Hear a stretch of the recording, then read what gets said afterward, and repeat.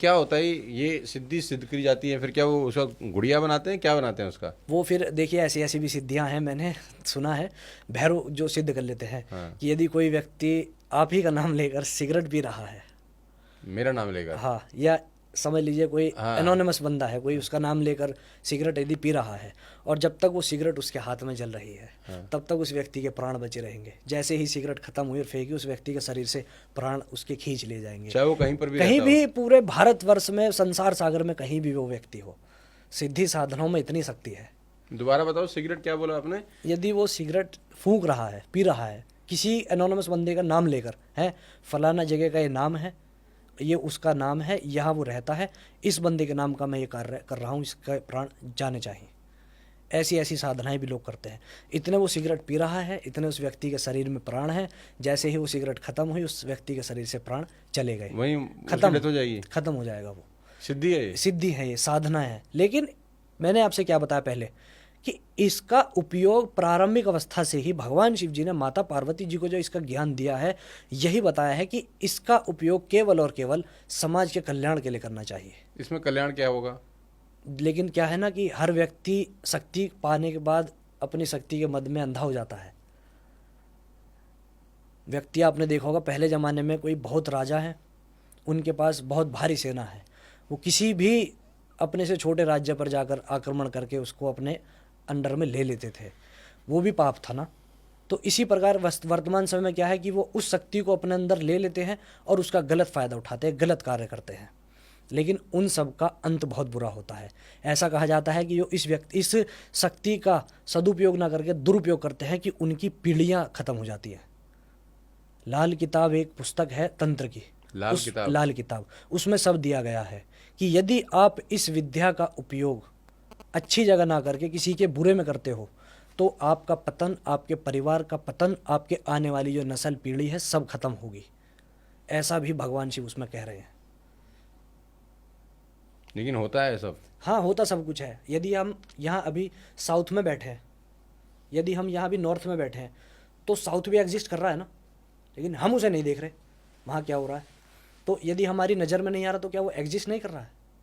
कर रहा है, बस हम यहाँ बैठे हैं। ऐसे ही ये शक्तियाँ भी कहीं ना कहीं हमारे आसपास नाच रही हैं अदृश्य रूप में, लेकिन कार्य वो कर रही हैं। ये होते हैं भूत प्रेत? सब होता है, हैं? सब कुछ होता थोड़ा है, बताओ उसके बारे में। सब कुछ होता है। आपकी हुई है भूत कोई प्रेत। चर्चा मुलाकात कभी? ये थोड़ा ये ऐसा विषय होता है, गोपनीय विषय है ये? गोपनीय विषय होता है, काफी कॉन्फिडेंशियल, मतलब गुप्त से भी गुप्त, गुह्यतम एकदम इसको कहा गया है, एकदम गोपनीय। इसके बारे में लेकिन होते तो हैं। होते हैं, क्यों इनके बारे में कहा गया है कि जो भगवती की सहचरी है ना, योगिनियाँ, जैसे आप योगिनियाँ। है, आपके गण है ना, हाँ। हर एक बड़ा आदमी होता है, उसके परिकर होते हैं आगे हाँ, पीछे हाँ, उसके। हाँ, हाँ। ऐसे ही जब देवी भगवती चलती हैं तो उनके आगे पीछे भी उनकी सहचरियाँ चलती हैं, और वो ऐसी जितनी भी क्रियाएं होती हैं उनको सबको ऑब्जर्व करके तत्काल उसका फल उस व्यक्ति को देती हैं। यदि आपने देखा होगा मोदी जी चलते हैं तो उनके आगे पीछे एसटीएफ चलता है, वो चश्मा लगाए रहते हैं लेकिन इधर भी नहीं देखते हैं, सब ऐसे ही रोक देते हैं। तो जब मोदी जी के लिए इतना ज़्यादा जो है प्रोटोकॉल है, तो जो संसार की शक्ति है उनके साथ सोचिए क्या क्या चलता होगा। और वो तुरंत संसार सागर में कहीं भी कुछ भी ऐसा हो रहा हो तुरंत रोक दिया जाता है, तो वो तुरंत उसका तत्काल फल देती हैं। क्योंकि क्या है ना कि भगवान की पूजा देवताओं ने भी की है और दैत्यों ने भी की है। शिव जी की पूजा, शिव जी से ही तंत्र निकला है, तो उनकी शरण में जो चला गया उसका कार्य सिद्ध करना उनका कर्तव्य बन जाता है, फिर चाहे वो गलत हो। आपने कितनी कहानी सुनी है कि दैत्यों ने भगवान का तप करके उनसे वरदान ले लिया है। अरे वो रावण सबसे बड़ा एग्जाम्पल है।